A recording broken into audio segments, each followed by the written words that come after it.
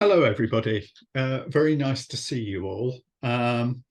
Just a couple of further housekeeping points. One, I'm not going to look at the chat that goes along, but if one of you asks a question, it will be referred to me pretty quickly and I'll try and answer it. So ask questions on the chat screen as you go along.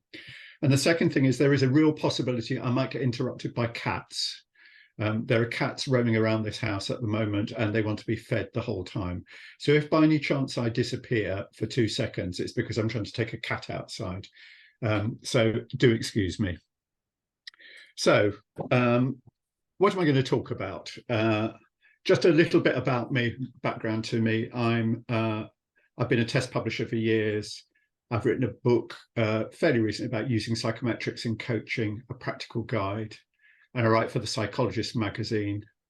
I'm the director of the European Test Publishers Group.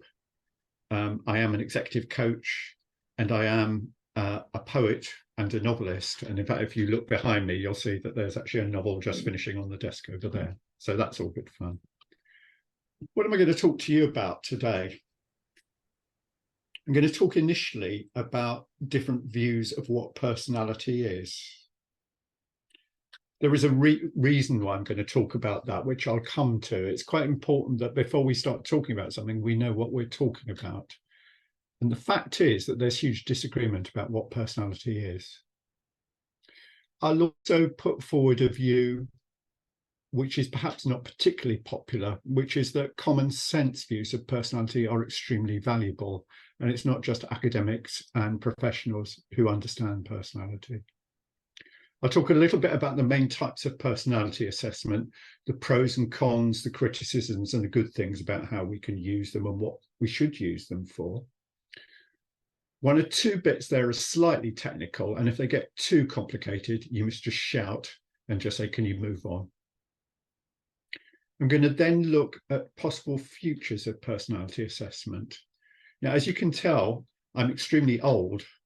And extremely old people aren't necessarily that prone to think seriously about new technology. What I've tried to do here is just map out some of the roadmaps that technology is taking us on in terms of ideas of personality and ideas of personality assessment. And I was just talking a little while ago about the fact that Meta are actually programming the personalities of celebrities into their AI system. So you can actually use their AI system and get answered in with the personality of either Paris Hilton or Snoop Dogg. I'm not quite sure why you would want to do that, but it appears they think we do want to do that.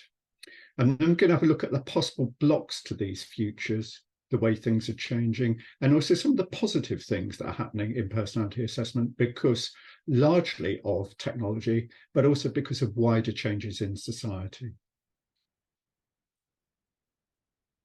So this session is supposed to be about personality. Wouldn't it be a good idea if we knew what personality was?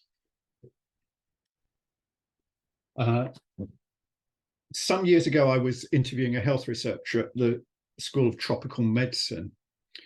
And she worked very, very majorly with psychologists. And she said, I like working with psychologists, but one of the big problems with them is they cannot define what they're talking about. If you look at personality, for instance, she said, they talk about things called introversion and extroversion, but you find 10 psychologists and they'll give you slightly different definitions of what they're talking about. It's not a hard science. And in her view, until you could identify what you were talking about and define it in an agreed way, she was fairly dismissive of the intellectual endeavour. That said, there have been a number of quite useful definitions of personality. Gordon Allport, one of the pioneers in the 60s of personality research, personality is an individual's unique way of perceiving his environment, including himself. He emphasizes looking, perceiving. There's a very good book by Smith and Smith. And by the way, there is, I have prepared something which you can have, I think Facet 5 have got it, which is the references from this session and also further reading areas where there's more information about some of these points. Very good book about occupational testing, which said that personality is the style of doing things, which emphasizes not so much perceiving, but actually your behavior. Ray Cattell, who I knew, who was the author of 16PF and is one of the early pioneers of personality research, linked it to prediction, said that personality is what allows you to predict future behavior. And if you think about your own experience of meeting other people during your life, you'll know that that is one of the ways in which we use it. We think, oh yeah, that's something that that person would do and that person would like and that person would react well to, or that was unusual, I didn't expect them to do that. That's, well, I couldn't have predicted that. The Oxford Dictionary of Psychology, which I just picked up, said that it's the sum total of the behavioural characteristics that are distinctive of an individual, which rather begs the question, as far as I'm concerned, as a lot of dictionary definitions do. There is another way of looking at it, which really comes from behaviorism, which is there isn't such a thing. And Personality Assessment, Walter Mischall's groundbreaking book in the 60s, argued this quite strongly. And if you look around at some of the thinkers at the moment, there's a lot of people who are challenging the idea that personality is something that stays the same forever, that never changes, that is more like a scientific law than it is like the way we actually live our lives. And there's some very good people around who are really challenging that view. For me, the bottom line is that personality talk is the major way in which human beings negotiate the world. If you think about it, we explain ourselves to ourselves, we explain other people to us, we predict what's going to happen in social concerns by recourse to personality language. Going back to Ray Cattell, who was this pioneer who developed the 16PF, which is still being sold and is still a popular personality test, that was exactly how he approached the idea of measuring personality. What he did, he took all the words that were in the dictionary and by hand, pre-computer, gradually factored them down into 16 factors which seem to make up personality. He started from words. As a matter of fact, he factored them down to 5, but we don't need to go into that for this session, but it's something we can talk about if you want to another time. So personality is critical. It's a key way, it's a key compass in which human beings use to negotiate every sort of social and professional situation they find themselves in. Why is there all this difference between different views about personality? Is basically it's a clash between accounts which say it's all because what goes on inside us, our genes, our nervous system, and external environmental concerns. There's a clash there, and depending on which side of that fence you sit, you'll come up with a view about what personality is. Then there is the clash between changing versus unchanging or long-lasting. Whether you emphasize whether personality is about your attitude towards the world or whether it defines how you act within it. Whether personality is different when you're, say, at work or at home with your partner or at a football match, or whether it's the same all the time. Whether there is such a thing as normal versus abnormal, or whether basically personality is a continuum in which what we count as abnormal is just what is socially unacceptable. And all those things define one way or another why there's so much disagreement, creative disagreement about what personality is. Now, I have been accused in the past of saying these sorts of things and then just leaving them up in the air. So I will say what I think it's all about, rather than just leave all those questions all over the place. So what's my model of personality? And one of the things I want to do as I do this is to thank Grant Gemmell of Facet 5, who I just noticed is actually one of the people who's observing this. So it's just as well I thought I'd thank him. Because in discussions with him, he helped me coalesce what my view about personality was. So thank you, Grant. Personality is long-lasting. There is a sense in which we sort of have a continuum of the way we operate, view the world, and behave that goes throughout our lives. We are not random acts during the course of our life. We do not change completely every time we meet a new situation. Personality is long lasting, but of course, it changes in different situations and over time, often, as research shows, in fairly predictable ways. There's a lot of research now into what happens to our personalities as we get older. In fact, this research was around in the 1970s when companies started recruiting more people who were older in customer service teams, because they discovered that older people have a tendency to want to solve problems for people and not leave them behind, not leave people up in the air.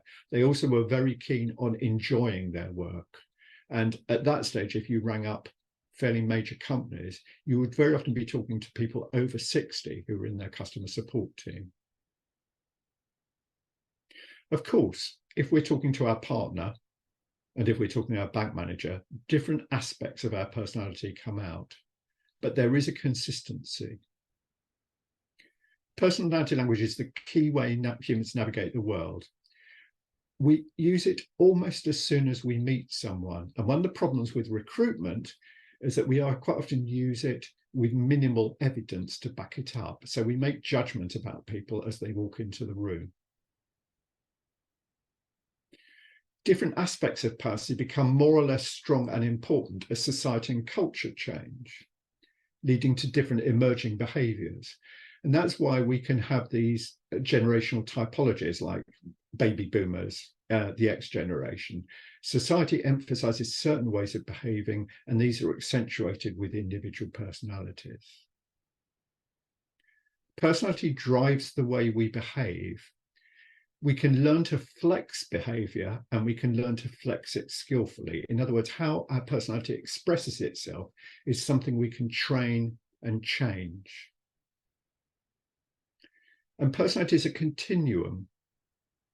Much thinking about abnormal psychology based on hard borders between normal and abnormal, between illness and normality, is based on a wrong physical model. It is based on the physical model of illness.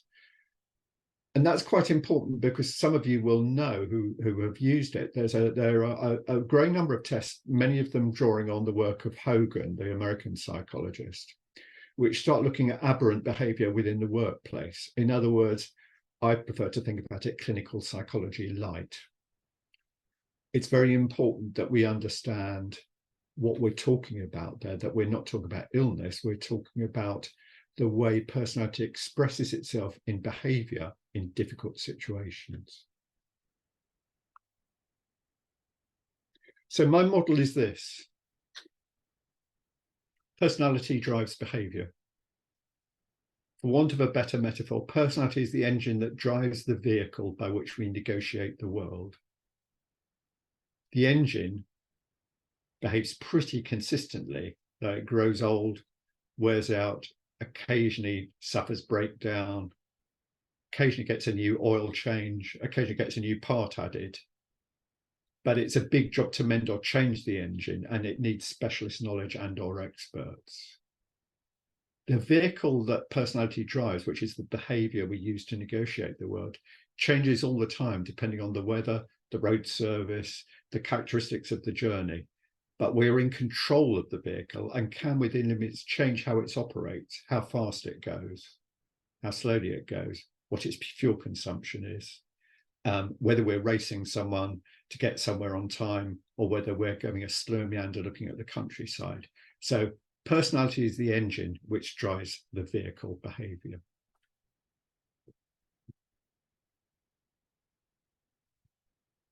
So that was the first thing I said I'd talk about. What is actual personality? And I've given you a number of different views from people who are far more qualified than I am, and followed it up with a view which is a very pragmatic view, taken not from an academic view, but from a view as a coach, an interviewer, and somebody who actually scores quite highly on empathy on most personality tests. What I want to do now is go on to the second part of what I said I'd talk about, which is, where are we now? What sort of ways do we have to measure this thing called personality at the moment? What approaches do we have? Now, I've sent this to Grant and other people at Facet 5 just to make sure this is okay, because I'm talking about some of Facet 5's competitors here as well, and different approaches. What I want to do here is begin to say that all of these tools have some usefulness, but some are better at some things than others, and some things should not be used for certain things. What I've done is I've divided, in a fairly standard way, personality tools up into 4 different types.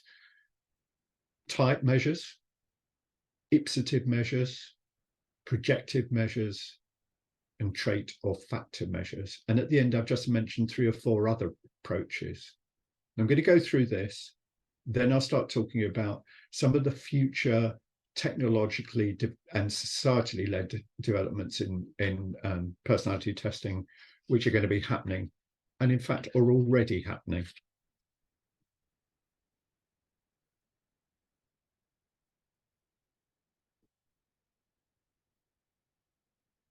The type approach, again, makes linguistic sense.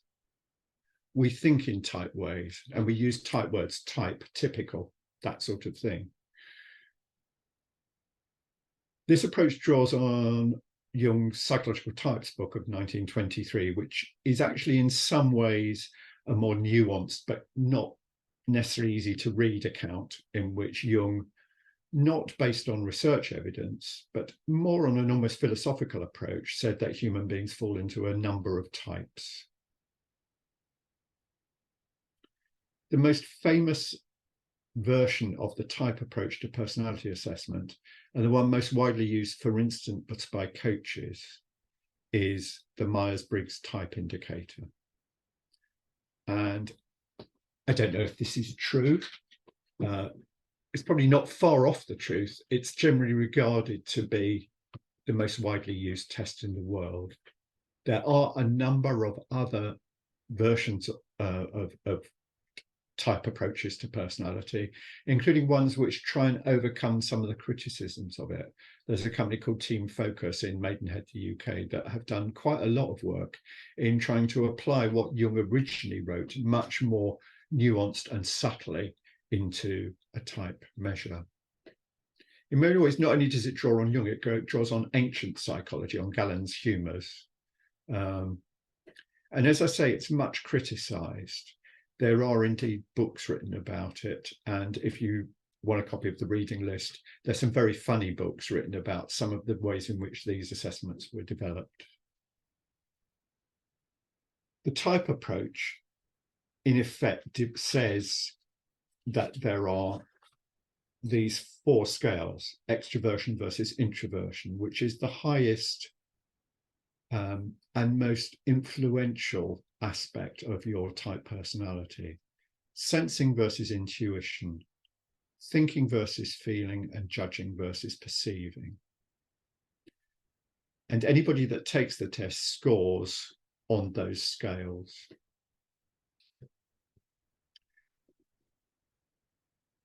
There is a criticism, and what you get at the end of it, and what most people come away with, and perhaps this is part of the problem, they come away with 4 letters. And those letters, they are often describe themselves as describing their personality. So, for instance, my 4-letter type is I for introvert, N for intuition. I know I've emboldened I there, but it's actually the N that's used there for obvious reasons to prevent confusion. I'm an INF, feeling, P, perceiving. And once at INSEAD Management College, when I was given the Myers-Briggs type indicator when I was about 25, 26, I was actually paraded around as the only person they'd ever met who had that type measure and was a director of a company. They thought this was absolutely extraordinary, whereas everybody else that they had at the college had the type ESTJ, extrovert, sensing, thinking, judging, which is typical of people who are in things like sales. Now, it's really important to say here that simplicity has been much criticized. You know, does all Myers-Briggs do divide the human race up into 16 types and say you're one of those? Well, no, it doesn't. It doesn't quite say that. Does it say if you score INFP, that's what you are? No, it doesn't. It says this is your default preference, but you have ways of flexing that depending on what the situation is, in the way that I described earlier on. The company that publishes it has developed things called type dynamics, how your different scores influence each other, and type development, how your type changes over time in that way again, which I discussed. Not changes dramatically, but changes more. Since I used to work for a company, and somebody I used to work with, I think, is on the call today. I used to work for a company, and at that stage, I had a very, very high introversion score. It was 98th percentile. Since I've worked for myself, which I do now, it has come down slightly. It hasn't changed. I haven't suddenly become a raging extrovert, or my preference isn't raging extroversion, but my score on introversion has come down slightly. We do change over time. So one of the criticisms of MBTI is it's simplistic and seduces people into thinking I'm INFP, that's what I am. One of the worst things that you can find is that some people wander around with T-shirts with their MBTI types on them saying, this is what I am, and I only get on with people who have got this type. That isn't what it means. It's more subtle than that. Nonetheless, it does divide people up in the human race up into types. There are some big technical problems with Myers-Briggs type indicator and type measures in general. And I'm not going to go into this in too much detail. At the risk of sounding like I'm advertising, I do explain it in my book on coaching and testing. And I go into quite a lot of detail there about how this works. But just to give you a flavour, almost everything that happens in the world follows the normal curve of distribution. You know, at the extremes, you get less things. In the middle, you get more things. You know, height, weight. I'm not so sure about income, but I have had arguments about that. But, you know, basically, most natural events in the world follow this shape. Type measures don't, and nobody knows why. Or I've never seen a real account why. So technically underlying it, it does something differently than almost any other natural measure. Until that's solved, there will always be technical people who say this, we don't know quite what we're doing here.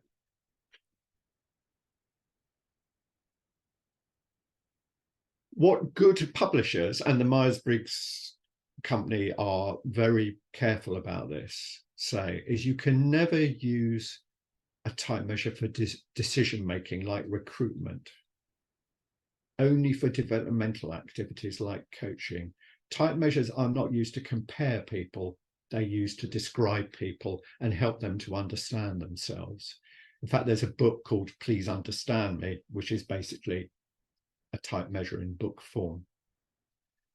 And that is reflected in the fact that often the only assessment coaches and development staff know is the Myers-Briggs type indicator or another type measure.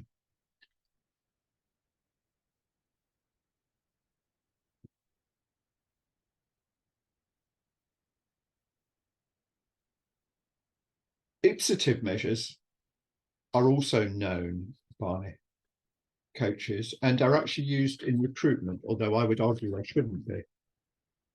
What do I mean by ipsative measures? They allow you to rank, not rate certain qualities. In other words, you say, which of these is the most important? Which of these is the least important to you? Which of these is the strongest in you? Which of these is the least strong? Rank them. Say which is first and which is last. We actually use this rating again throughout our life. And almost all of the ipsative measures that are available are written very simply, in very simple language, and engage people very well. Some of you who know a lot about assessment will have come across these sorts of assessments. And the most popular that I know is a test called the PPA, published by a company called Thomas International. Now, again, this is highly criticised, and there are reasons for this. And I'm now going to just say a little bit about what an ipsative test does and why it's criticised.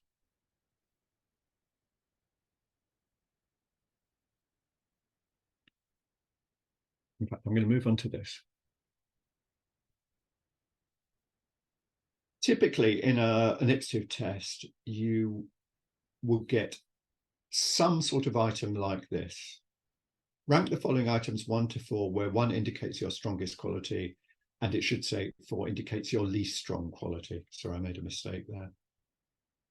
You're not rating them, you're ranking them. So if you say, well, my strongest quality is the ability to influence, I'll call it 1. I cannot use 1 for any other of those qualities. I have to use something different. Now, if I do that, somebody might continually put ability to influence at the top of their ranking, but it will not give us any idea about actually how strongly they feel it's their strongest quality. Whereas if you go to a sort of item like that, which is from a rating scale such as FACET 5, and you say, for each statement, indicate how accurate it describes you using the scale at the top, where 1 is not accurate at all, 5 is completely accurate. Let's say in meetings, my opinion usually carries the day. I say 5. I'm really good at that. The next one, no one listens to me. I can still use 5. I can use 4, I can 3 or 2 or 1. If there were 40 items like this in the test, the total score that I ascribe to myself could be 200 or 40. And I could say that certain qualities are very, very strong to me, and maybe the strongest score I give, but they would be very, very, very different from somebody else who also gives it the strongest score for me. Somebody might, typically, I'll give you an example. Typically, men score assessment measures at the extremes far more than women do. So in other words, a man might say, in meetings, my opinion usually carries the day, which is my ability to influence. And a man might score 5 or 4 all the way through, whereas a woman might consider that to be their strongest suit, but score it 3 all the way through, because they just don't give 4 or 5 scores. As a matter of fact, I don't either. I've never given a 5 score in a test in my life. What you can begin to do is look at the differences between people and start investigating them.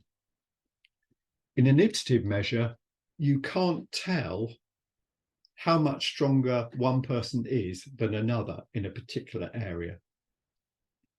And that means you can't compare them. And that's the criticism of ipsative ranking measures. Whatever the publishers of those measures say, it is very difficult to compare people on an ipsative measure, whereas on a rating scale, you can always compare them. I should say that view has been challenged by more recently by a number of experts in the area. And again, in the document which I produced on this, I've given a couple of references to where they've talked about this sort of issue. But ipsative measures, which are extremely popular, should never be used to compare people. They are, however, extremely useful in helping people think about themselves, which is why I've used them in coaching. Ipsative measures are very, very criticised, as I say, because the problem with rating in most ipsative tests is we don't know the strength of the rating. The other reason they're quite often criticised is because a lot of them are built around a measure called the DISC, a model called the DISC model, which is the name of the different things it's measured on, which was developed by a guy called William Moulton Marston. William Moulton Marston, in addition to inventing the DISC measure, also created Wonder Woman for comics. And there are films and books about his unconventional life. He's, again, in this document which I've produced, which you can have a look at, that there's some very interesting books about him, and some of them are scandalous and scurrilous. Some of them are silly. The disc measure is difficult because it's not quite clear if DISC measures 4 different scales or if it just measures 2 different scales, because 2 of them are just the opposite of the other 2. So of necessity, scoring high on one would score low on the other. And if you want to read more about this, there's a very good paper called Spuriouser and Spuriouser by Johnson et al., written in 1988, which just basically said ipsative measures are not worth the paper they're written on. But Peter Saville, one of the great psychometricians of the UK in psychometric testing critical studies, made a strong argument that if you do certain things with ipsative measures, they can be extremely useful. And the most important thing about them is they are very difficult to fake. In other words, it's very difficult to manipulate your scores to give a false impression about what you're like.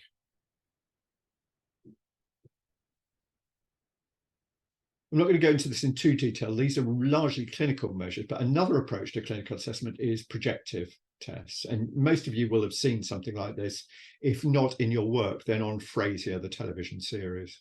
In fact, in the new series of Frasier, the psychologist Frasier has Rorschach ink blot wallpaper up on his flat, which I think would drive me mad. This is used very much more clinically than it is in occupational or educational testing. Although I do know that one of the Scandinavian airlines used to use Rorschach for recruitment, partly to see how people would react under pressure. You have to be very highly trained to interpret the open-ended interpretations of how somebody reacts to an ink blot.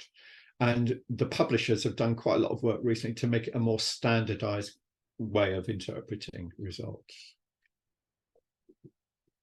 All projective measures are not ink blots. Some of them you have to complete a sentence, some you have to do a story, sometimes you have to draw something. In other words, you're given a stimulus and you project into it, and what you project says something about your personality. These are much less widely used in Anglo-Saxon, in American and UK psychology than, for instance, they're used in Eastern Europe, where projective testing techniques are still used quite widely, largely due to the fact that probably it's more that psychology is more influenced by psychoanalysis and therapy. The final one I just want to mention now is in many ways the one that I grew up on, the one that Facet 5 used, which is trait measurement. A trait is defined in all the textbook as a long-lasting personality characteristic as opposed to a state. A state is what happens if England lose the Cricket World Cup final. As a matter of fact, they didn't even get to it. So you get terribly disappointed for a while and then forget about it and have something to eat. A trait is a long-lasting personality characteristic, and traits are created by factor analysis, which is looking at lots of different aspects and, for want of a better word, boiling them down using a statistical package until you get one thing which you can measure. And if you look at the original trait-based tests, which are over 70 or more years old, you can measure over time that there are tests which measure 16, 15, 5, 3, and 1 trait. The 16 personality factor questionnaire, as I said, as it says, measures 16 factors, but actually you can boil it down to 5 factors, and Facet 5 measures 5 factors. And there are many, usually actually this, the number of traits that you measure is not because of differences. It depends how how micro screened you want to be in looking at somebody's personality and how complex you want the analysis to be. Any 16 personality factor or 32 personality factor test, you could, if you want, analyze down to 5 factors, or you can expand it out. And there are lots of trait measures, 16PF, the Hogan, which measures for want of a better word, the way in which people react under pressure, the Occupational Personality Questionnaire, which has an ipsative and a trait measure, NEO, which was the first 5-factor questionnaire, but was much more clinically oriented, I think, than some others. FACET 5, which is which I love because it's an operationalization of a very, very technically strong model for a specific use. My MMPI, the Minnesota Multiphasic Personality Inventory, which is the major in which clinical psychologists measure aspects in the US, and CPI, the California Psychological Inventory. But there are many, many, many more.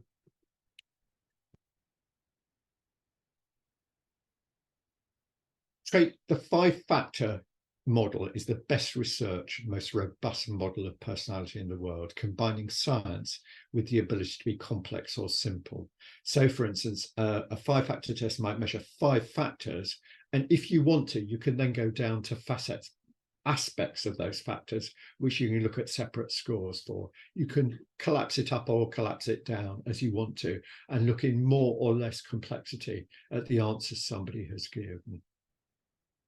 The most extraordinary, the most useful thing about trait tests is that you can use them to compare people and to help people understand themselves. So you can use them in coaching, development, recruitment. You can use them much more adaptably than you can with type. And they're more defensible than ipsative measures. That said, of course, there are positives and negatives about any model in the human sciences, and there are aspects of trait. In the past, trait tended to talk an indecipherable technical language. That is less true now. And one of the reasons I even got involved with FACET 5 was because it managed to have solved that problem and was talking business language very often to business people. And so if you look at a trait-based assessment, and you get the report at the end, you might get a profile something like this, that this person is highly aggressive, unusually combined with that highly sleepy. So this is a sleepy aggressive person. I don't think but not particularly creative or conventional, pretty certain about themselves, rather romantic, slightly easygoing, and very idealistic. I'm just trying to think what that sort of person would be like, actually. An aggressive, idealistic, sleepy person. If any of you can think of anybody that matches, let me know. I just made that up. So, anyway, you get this sort of profile, almost invariably with some sort of banding to show how certain you can be about the score and what range the score lives within. And then, driven by that algorithm of those scores, you'll get a more or less illuminating word-based or infographic-based report. Are there other ways of measuring personality? Yes, there are. Those 4 are the 4 main ones. And if you know anything about the publishing industry, you'll know that those 4 ones are the ones which make the most money and also are most widely used. But these are some of the others. Personal construct theory, which is a rather complex way, but a rather wonderful way of allowing the person being assessed to decide what they're going to be assessed on. There's a very interesting book about it, which allows you to practice and work out how to create, in effect, a custom-built assessment on those aspects of a person that are important to them. And if you have the time to learn it and the time to use it, it's a wonderful system for, in effect, getting very, very deeply into somebody's values, into what somebody cares about. That said, it is rather complex and doesn't suit a lot of situations. Behaviorist approaches tend to ignore personality whatsoever and just look at what people do. They haven't got an interest in what's going on inside somebody. And I suppose I grew up in the publishing era of behaviorist approaches within assessment. And in my early years, I published behaviorist-based assessments for schools until such time as a teacher almost decided to physically assault me at an exhibition for daring to publish a book in which it said that children were machines. They operate, and all we're interested in is the outputs. I did manage to explain to the person I didn't actually agree with that, but I published it because it was an expert that was writing about it. But a number of behaviourist approaches have fallen out of popularity nowadays, so you tend to find them less. In certain countries, handwriting is used to analyse personality, and it's argued that in those countries where handwriting is still taught, differences in the way people write mean something. It is particularly used in France, from what I know. I have my extreme doubts about the validity of that. And as for astrology, I don't just have doubts, I know that it doesn't mean anything, but astrology is still used for by some people to explain people's personality. And I once got a job, I found out afterwards, because I was born under the birth sign of Gemini, and they decided that that was a good thing to have. But I do know people who use it, and I think it's almost invariably a disaster. So if you want to choose a test, certainly choose a type measure, but use it for coaching and development, not for recruitment and decision making. Ipsativity, the DISC measures, those things are really useful in creating discussion, particularly with skeptical clients, because they talk very simple language. They make their point very easily, but be very careful about the limits of the ipsative measure you're using. Projective measures, I think, are only really used in clinical use and only after very, very detailed, long training. Otherwise, they become very inaccurate. So you need, but they're very good in those people who use them are very, very expert in using them, but they tend to take a more psychoanalytic viewpoint, which doesn't suit a lot of situations. Sorry, I'm just going to jump in. Yeah, go on. Yeah. Sorry there. We've just had a question from Alan, who's asked the Enneagram. Yes. It's an assessment tool, but what kind of tool assessment is it? And also, does it have any, is there any validity around it? I've never actually used it. I believe it, other people might know better than me. I think it comes from Jungian psychology. I think it comes from that, which is why it's used very, very widely in religious organizations. I happen to know, because I've had some involvement with it, it's used very widely, for instance, in the Catholic Church and the Protestant Church, because I think it's seen as a more taking spiritual issues more into account than some of the other tests. I think it's, as I say, I'm not an expert in it, but I think it stems from Jungian type measures. Yeah, with that spiritual kind of component to it. Yeah, and it's one of the things I love about Jung's approach, is that he does take those things seriously, and for a lot of our clients they are important issues. So I think we ignore them at our peril. But as I said, I've never used the Enneagram, but I do know a couple of priests and one archbishop who has actually used them in coaching and also in helping people decide about their future. Okay. And then on a similar note, actually, just circling back to the handwriting and astrology, I think you may have covered this, but is there any validity around those two concepts at all? I've never seen any research which shows that there's any validity. I do know one clinical psychologist who developed an astrological engine, a piece of software to define your future behavior and personality from your astrological sign. I've never seen any, and I don't believe there is any. I have got a couple of French psychologist friends who do actually use it, but if you think about it, it would become even less valid nowadays when a lot of people don't use handwriting at all. If you think about it, there's a whole generations coming through that have only ever used keyboards or largely keyboards.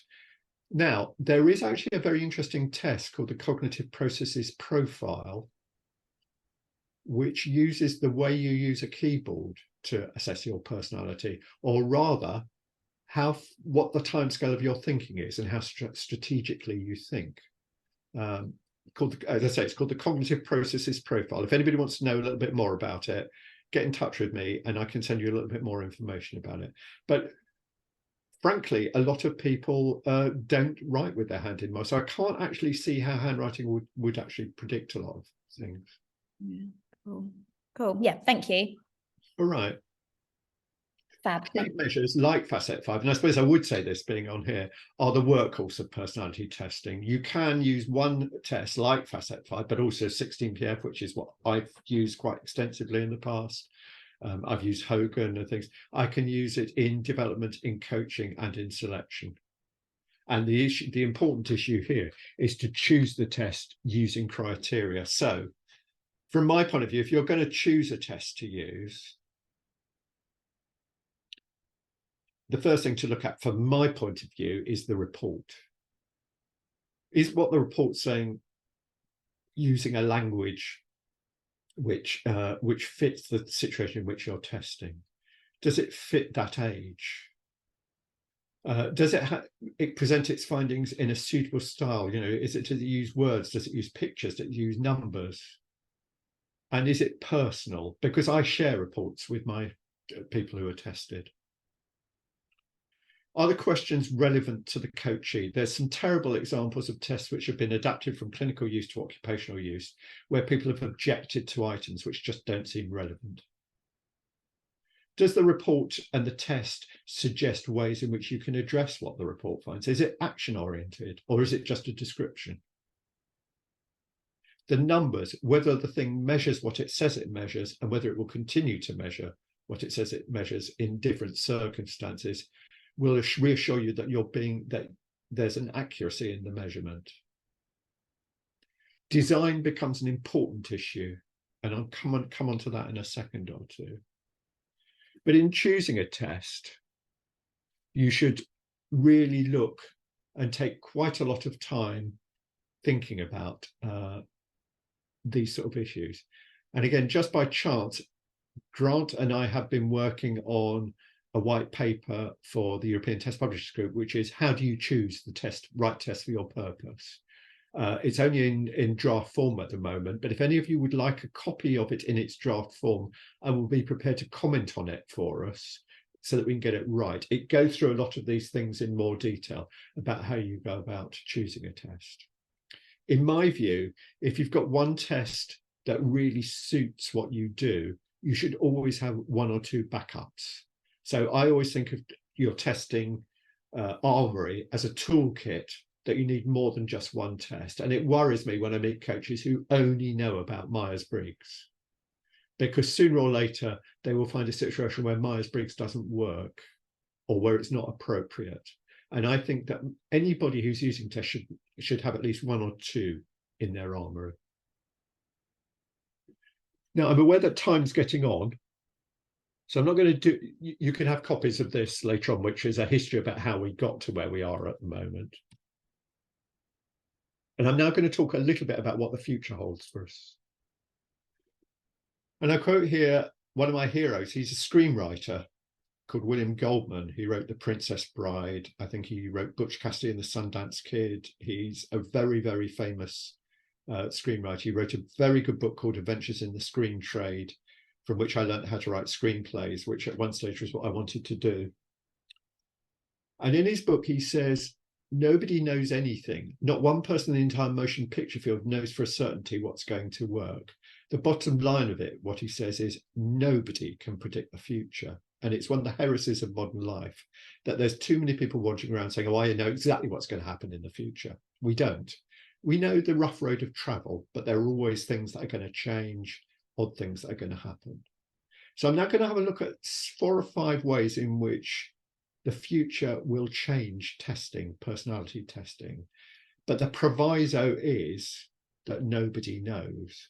The other proviso is that technically there are things already happening, but those we can see, and we've seen over the last 18 months, just how quickly the technical adaptability and capacity of technology, digital technology, and artificial intelligence have changed dramatically and changed the scene about what we're looking at.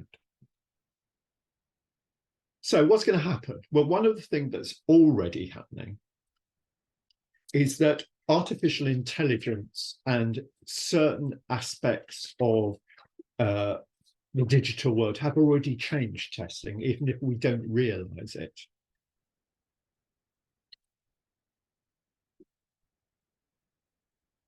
Once upon a time, reports were generated by computer testing purely by branching trees. If they said this, go here. If you say this, go there. If they did this, go there. And reports looked pretty clunky.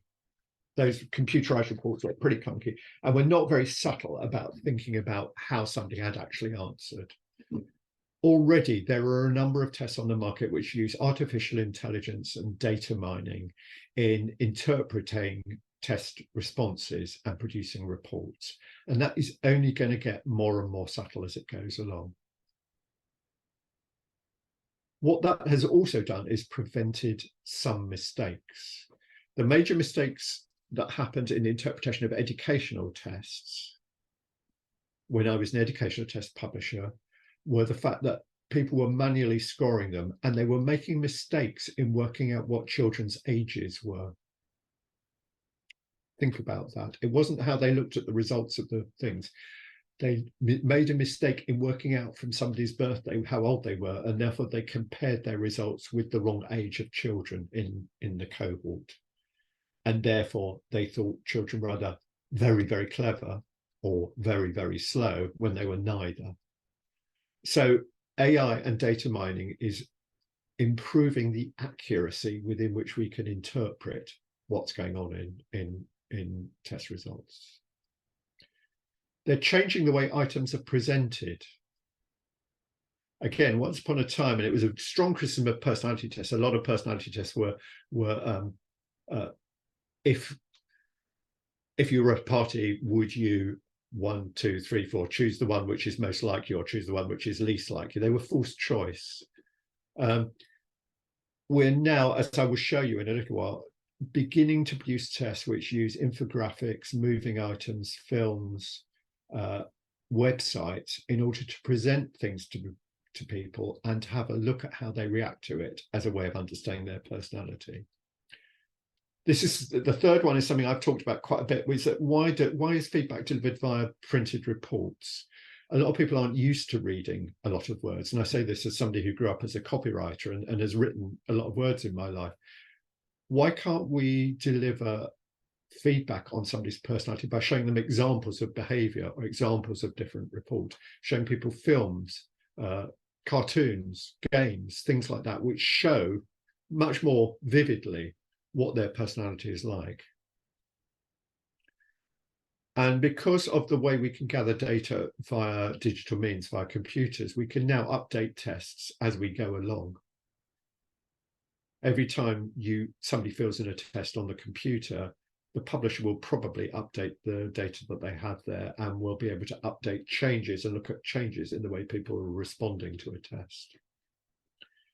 And already, and for some years now, certain computerized tests have not been delivered as they were written. They've been created on the fly. In other words, a series of rules have been written into a database. And when somebody goes in to take the test, the computer system develops test items, questions based on that rule base, which are completely different from the questions given to the person next door to them or down the road or in the next country.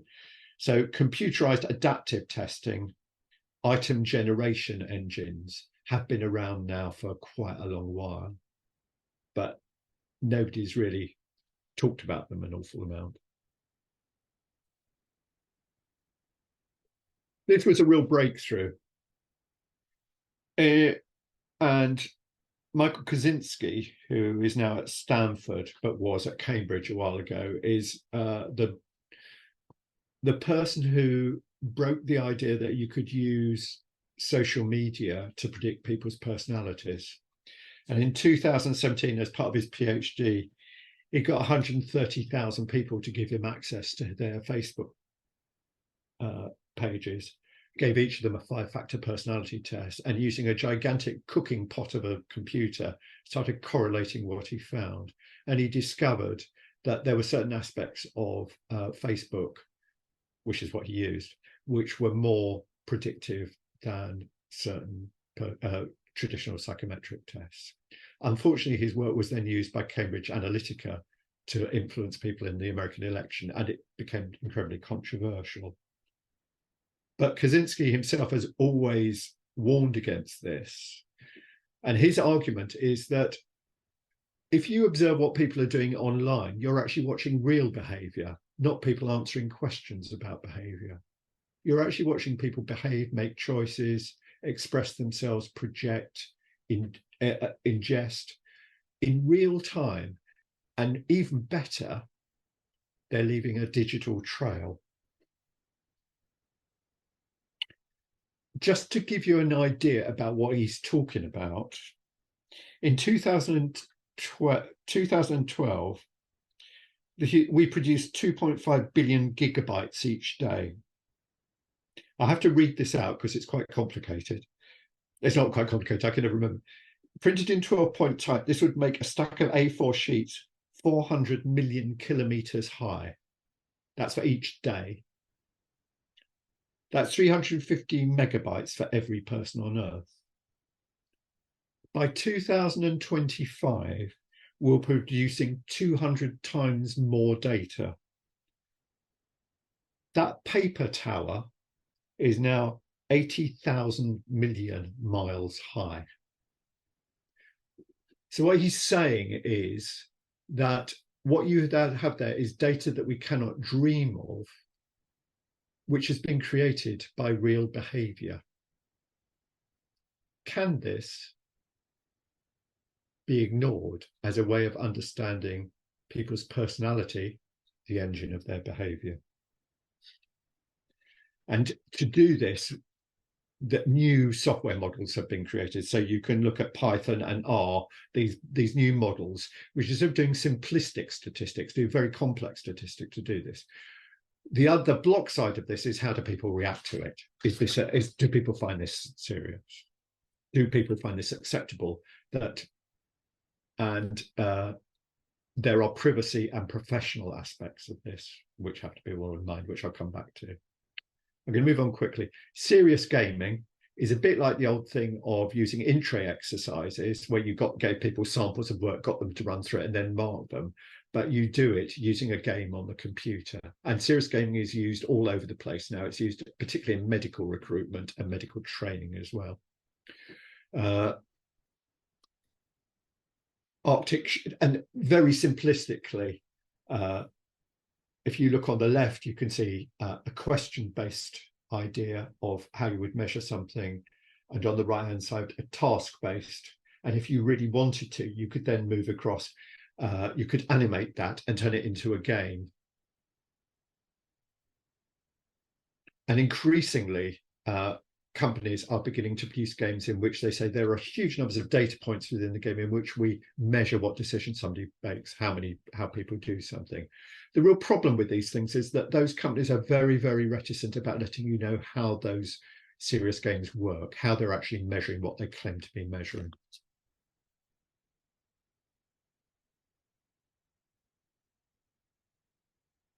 Rob McHenry, who used to publish Myers-Briggs Type Integrator, has written a very good paper, which again I referenced, in which he says ultimately physiology is going to be the key to psychology, and physiology is a key to our personality, and also how our personality is being affected by our environment.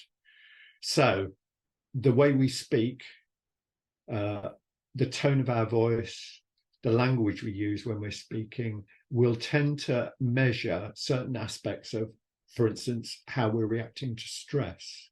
And therefore, instruments like Alexa could be able to start reflecting back to you, oh, by the way, Ian, you sound a bit stressed at the moment. Are you okay? Or alternatively, measuring other things about you. And Rob McHenry says actually wearables are the big issue, and mobile smartphones. My perception is that this is already happening, that people are already experimenting with this, and that some of the evidence is that for younger people, this is a much better way of getting feedback on their behavior and personality than meeting someone else, which is interesting. And the big question, for which nobody knows the answer, despite what people say, and by the way, the cats are just appearing, is AI and the intelligent machine. Now, we know that this experiments in this started in the 1940s.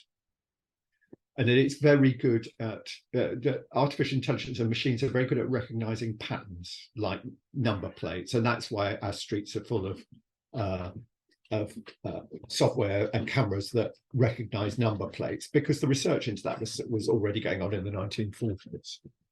I'm just going to shut the door.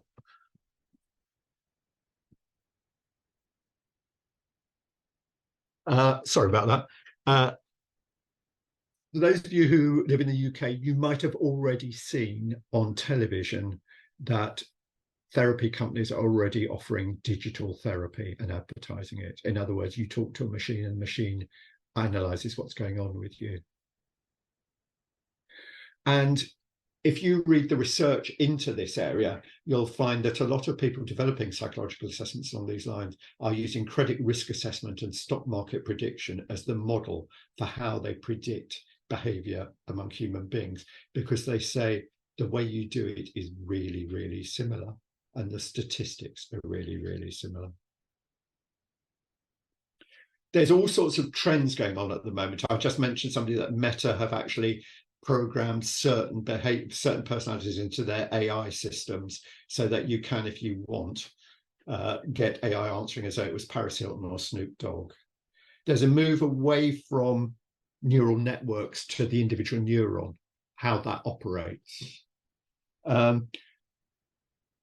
There's been some attempts to measure the personality of machines that seem to be acting intelligently by using the Rorschach to see if they have a personality. The two worries are that machines don't evolve and don't have sex, which is one of the ways in which personality is passed on and psychology is passed on. And also that machines have no moral sense. And there's a move back to read Kohlberg's moral psychology and how moral ideas develop. So there's a lot going on in this sort of area, but there is no doubt that, for instance, Meta, who employ a large number of psychologists, are working on this at the moment and see this as an opportunity. The digital positives, so there are new types of data gathering. You can measure new areas. There's new types of reporting. You can continuously update norms. There's a sense that this has got high ecological validity. There's an emphasis on prediction that's becoming rather than just description. And there's a speed. On the other hand, if you look at research done by a number of charities, certain people of a certain age have a real fear of technology. And I've just suddenly started thinking, okay, a lot of us have to have professional insurance if we're using tests, just in case we make the wrong decision or offer somebody the wrong information. Okay, if a computer tells you to do something, can you sue it? What professional organization do those computers belong to? Everybody I know that's developing these materials has got data scientists in very senior positions, and very few of them have psychologists in very senior positions. That's not exclusive, but that's increasingly the case. And there is a worry that psychologists are being factored out.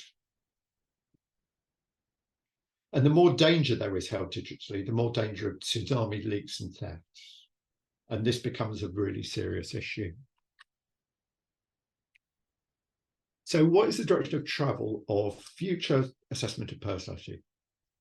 How we get the data on which we make judgments is changing, but how we ensure our judgments are valid, reliable, and accurate stays the same. We still need to use statistical methods to say we are measuring something that we say, and it is accurate.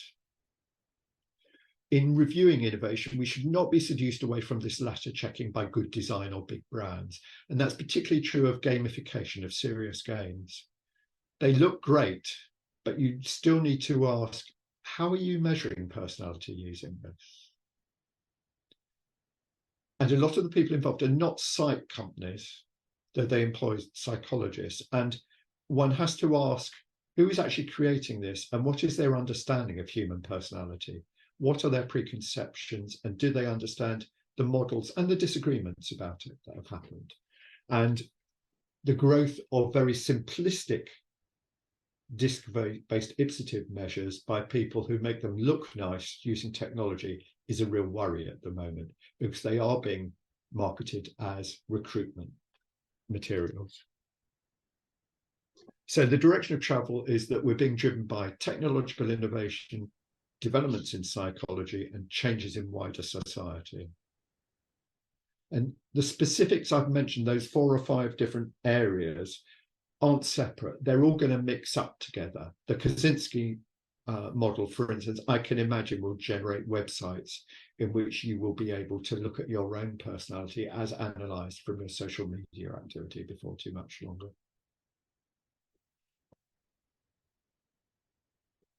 And that was my presentation. And I think I've finished almost on time, but somebody can tell me.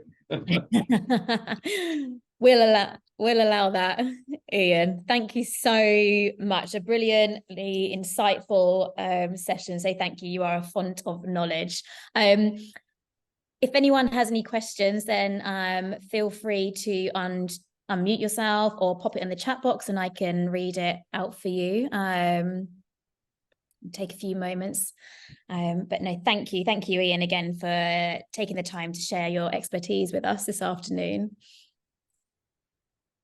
I do ask for that list of other things which link in, because I had to skate over quite a lot of this stuff and it's worth looking at some of the issues.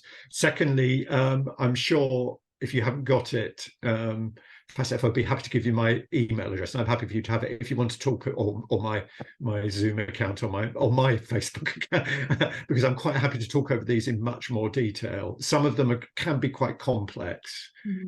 Some of them are quite simple, actually, and have been overcomplicated.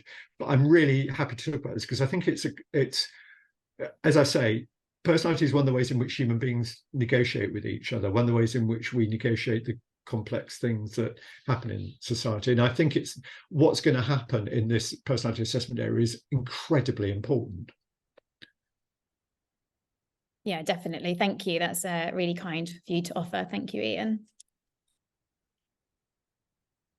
I'd like just to thank you from me as well, Ian. I know that this we ask a lot of you and ask a lot of you personally, but you are really well respected, I think, within the whole testing publication, and particularly in the ETPG and the work that you're doing there. And you referenced that a couple of times, and I think it's such a great body of work as we come to terms with a shift in the way that testing and assessment is actually going forward, but also the way that data is represented. But just recently, I think what alarms me more, and it's probably another conversation, is something that we need to consider in our work that we're doing together in the ETPG is the over application or the generous nature of some practitioners and the way that they apply personality to everything, and a hammer that they use, and the way that they address personality, particularly ipsative and typologies, yes, where there's maybe not enough education around the value of a 5-factor model. Now, I'm very biased in a trait-based model, obviously, but I think it is a huge consideration. It doesn't measure the whole person. No. Is it being used wisely? How are we monitoring as test providers the sensible application of personality for the right moment, and not over relying on it for areas that it can actually do some damage. Yeah. And in that way, we may be undermining the whole nature of personality testing by dumbing down it's fun, it's quick, and it's simple, yeah, it's colorful, for actually what is meaningful, should be impactful, insightful, and enduring. And the way that businesses then, and individual coaches and developers, choose the right tool for a longer term impact. That's my rant. No, I think that's right. I'm biased. I've used almost all of those assessments, actually. And I grew up, but the first test I published was the 16PF, a trait-based personality test. I agree with you. The paper we're writing, and I've sent you a draft of it, Grant, yeah, one of the things I say there is, one, before you do anything, decide why you're using a test. And if you can do it another way, do it another way. Only use the test when you have to, and then use it with, and then it can be incredibly insightful. It can be really helpful. And as a coach, I've used assessments, and sometimes it just makes somebody realize something. But you should always think about why you're doing it, whether it's the best way to do it. The other thing I'd say, I know you feel this, and I feel it the same. Sometimes some tests are described as being too complicated or too complex. Why does it have to be too complicated or too complex? I don't think they have to be. I think they can be subtle, and that's something different. So the reports from a really good test, and I would include FASET 5 in this, are subtle. They're not complicated. And dumbing down to trying to say that you can understand the whole of a human being from 32 adjectives is nonsense. Human beings are more subtle and interesting than that, I think. I'd absolutely agree. I think, when you look at a typical 5-factor model with 13 subfactors with a 10-point scale, there's literally 10 trillion combinations of personality that we take into account. Yeah. If you dumb that down just to 16 combinations or 4 colors, I have no issue with simplicity and with pragmatic content and how you navigate people to there to create really meaningful and impactful insights. I do have an issue is that they're not measuring the breadth and majesty of personality. Oh, absolutely. Yeah. Therefore, we, is the individual in that coaching or development or the conversation getting a true and accurate representation of who they are?